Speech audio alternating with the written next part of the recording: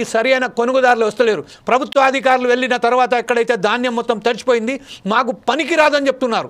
ఒక దశలో కాంగ్రెస్ ప్రభుత్వం 500 రూపాయలు బోనస్ ఇస్తా అని రైతులకు ప్రకటించిందో, ఈరోజు బోనస్ కాదు కదా, ఆ ధాన్యం కొనుగోలు చేయడానికి కూడా ముంగట రావట్లేదు.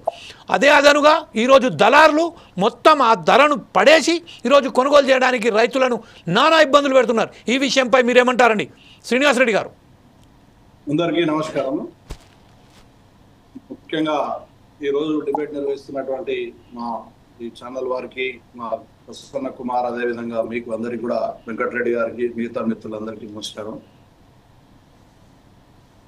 ఈరోజు చూసినట్టయితే కాంగ్రెస్ ప్రభుత్వం ఏర్పడ్డ తర్వాత మరి గతం కన్నా భిన్నంగా రైతుల విషయంలో రైతుల పక్షపాతిగా ఈ ప్రభుత్వం వ్యవహరిస్తూ ఉంది. గత ప్రభుత్వ హయాంలో దాదాపు క్వింటల్కు 2 నుంచి 5 కిలోల వరకు ధాన్యం కటింగ్ చేసి రైతులను ఇబ్బంది పెట్టినటువంటి పరిస్థితులు రైస్ మిల్లర్లు. మరి గౌరవ ముఖ్యమంత్రి గారు రేవంత్ రెడ్డి గారు, మా మంతని శాసనసభ్యులు, ఐటీ పరిశ్రమల శాఖ మంత్రి పెద్దలు శ్రీధర్ బాబు గారు, civil supply minister Uttam Kumar Reddy గారు, మరి అందరు జిల్లా కలెక్టర్లకు, సివిల్ సప్లై కమిషనర్ గారికి ఆదేశాలు ఇచ్చి ఎక్కడ కూడా ఒక గింజ కటింగ్ లేకుండా ధాన్యం కొనుగోలు జరపాలని చెప్పి ఆదేశాలు ఇచ్చి అధికారులందరినీ కూడా అప్రమత్తం చేయడం జరిగింది. మరి గత 2 సీజన్లు చూసినట్టయితే ఎక్కడ కూడా ఒక గింజ కటింగ్ లేకుండా ధాన్యం కొనుగోలు విజయవంతంగా పూర్తి చేయడం జరిగిందని చెప్పి ఈ సందర్భంగా తెలియజేస్తా ఉన్నాం. మరి అకాల వర్షాలు పడడం వల్ల ఇంతకుముందు పెద్దలు వెంకటరెడ్డి గారు చెప్పినట్టు మరి ప్రకృతి వైపరీత్యాల రీత్యా అకాల వర్షాలు రావడం జరిగింది. మంచి మండు టెండల్లో వర్షాలు రావడం, మరి పంట చేతికొచ్చే సమయంలో మరి రైతులను ఇబ్బంది పడుతున్నటువంటి పరిస్థితి వాస్తవం. మరి దీనికి రాజకీయాలకు అతీతంగా అందరూ కూడా మరి రైతులకు సహకరించాలి. రాజకీయ పార్టీ నాయకులు, ప్రభుత్వ అధికారులందరూ కూడా మరి త్వరితగతిన కొనుగోలు జరిగే విధంగా చర్యలు తీసుకోవాలి, సూచనలు సలహాలు ఇవ్వాలని చెప్పి కోరుతా ఉన్నాం. ఇంతకుముందు వెంకటరెడ్డి గారు చెప్పారు, మరి రైతు ఆరుగాలం శ్రమించి పండించినటువంటి పంట తీరా మరి కొనుగోలు కేంద్రాలకు తీసుకొచ్చి ధాన్యాన్ని విక్రయించేటువంటి సమయంలో అకాల వర్షాలు రావడం వల్ల తీవ్ర నష్టం జరుగుతుంది. మరి ప్రభుత్వ పరంగా మార్కెటింగ్ శాఖ కానీ, సివిల్ సప్లై కానీ, సహకార శాఖ కానీ అనేక చర్యలు తీసుకున్నప్పటికీ, అంటే ఒక్కొక్క సొసైటీ పరిధిలో కానీ, ఒక మార్కెట్ యార్డ్ పరిధిలో కానీ 50 నుంచి 100-200 టార్పాలిన్స్ పంపించినప్పటికీ అది విపరీతమైన గాలి దుమారం, మరి విపరీతమైన వర్షం రావడం వల్ల మరి గంటకు దాదాపు 100-150 కిలోమీటర్ల వేగంతో వచ్చేటువంటి గాళ్లతోని ఆ టార్పాలిన్స్ అన్ని కూడా కొట్టుకుపోవడం జరుగుతుంది. వాస్తవంగా రైతులు మరి 6 నెలలు కష్టపడ్డ పంటను అమ్ముకునే కాడ మరి కాపాడుకోలేటువంటి పరిస్థితి ఉంది. అనేక చర్యలు తీసుకుంటున్నప్పటికీ కూడా కొన్ని ఇబ్బందులు ఎదురవుతా ఉన్నాయి. మరి తడిసిన ధాన్యాన్ని, రంగుమాన్ ధాన్యాన్ని కూడా మరి ప్రభుత్వం కొనుగోలు చేస్తుందని చెప్పి ఆశిస్తా ఉన్నాం.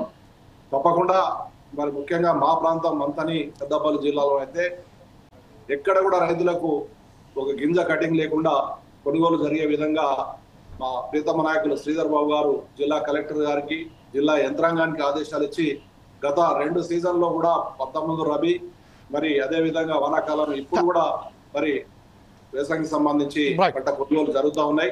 శ్రీనివాస్ రెడ్డి గారు, ఇప్పుడు ప్రస్తుతం ఏదైతే ఉన్నదో మీ పరిధిలో ఒక 40 నుంచి 50 వరకు మండలాలు ఉంటాయి మీ పరిధిలో యాజ్ ఎ సింగిల్ విండో చైర్మన్గా. అయితే ఈ ప్రస్తుతం ఏదైతే ఉన్నదో మీ పరిధిలో ఉన్న వారికి ఎంతమందికి మీరు వారికి సంబంధించిన షెడ్లు ఎలా ఉన్నాయి, ఆ నిర్మాణంలో ఏమైనా లోపాలు ఉన్నాయా? షెడ్లు లేకపోవడంతోనే కదా ఈరోజు రైతులు నష్టపోయింది. అకాల వర్షాలు అనేది మాత్రం మనము లక్షల కోట్ల రూపాయలు వాళ్ళకు చెంపించి ఏదైతే వాతావరణ శాఖ ఉన్నదో వాళ్ళకు జీతాలు ఇచ్చి వారికి సంబంధించిన సరైన పద్ధతిలో వాళ్ళు ఇన్ఫర్మేషన్ ఇవ్వాలని కోరుతున్నాం.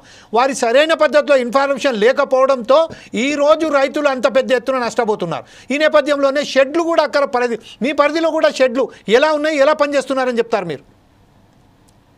అయితే మీరు చెప్పినట్టు షెడ్లు అనేటివి ఒక మార్కెట్ యార్డ్ మాత్రమే, రెగ్యులర్ మన ప్రభుత్వం నిర్మించినటువంటి మార్కెట్ మాత్రమే షెడ్స్ ఉంటాయి.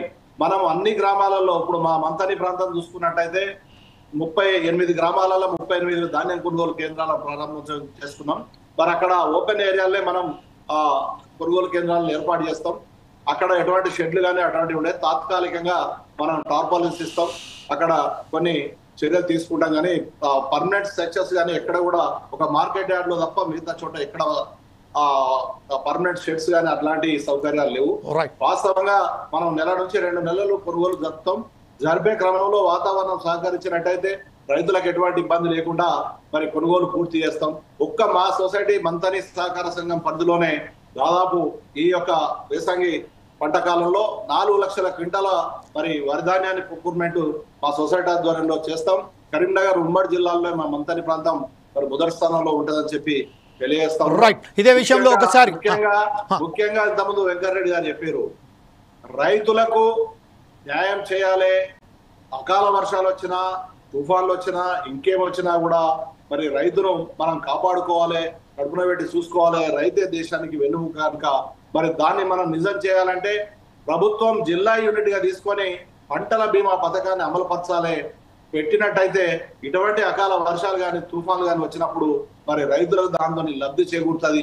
ప్రభుత్వాలు ఆ పరంగా ఆలోచన చేసి మరి జిల్లాను యూనిట్ గా తీసుకొని ఈ యొక్క పంటలకు బీమా కల్పిస్తే తప్పకుండా రైతులకు వారి యొక్క కష్టపడ్డ వారి యొక్క ఫలితం అని చెప్పి మేము తెలియజేస్తా ఉన్నాం.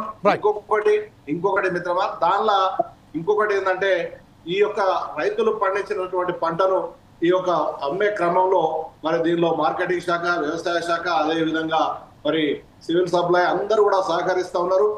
మా ప్రాంతంలో అయితే సవ్యంగా కొనుగోలు జరుగుతా ఉన్నాయి. వెంటనే డబ్బులు కూడా వారి ఖాతాలో జమ చేస్తాను. ఎక్కడ కూడా ఎటువంటి ఇబ్బందులు లేవు.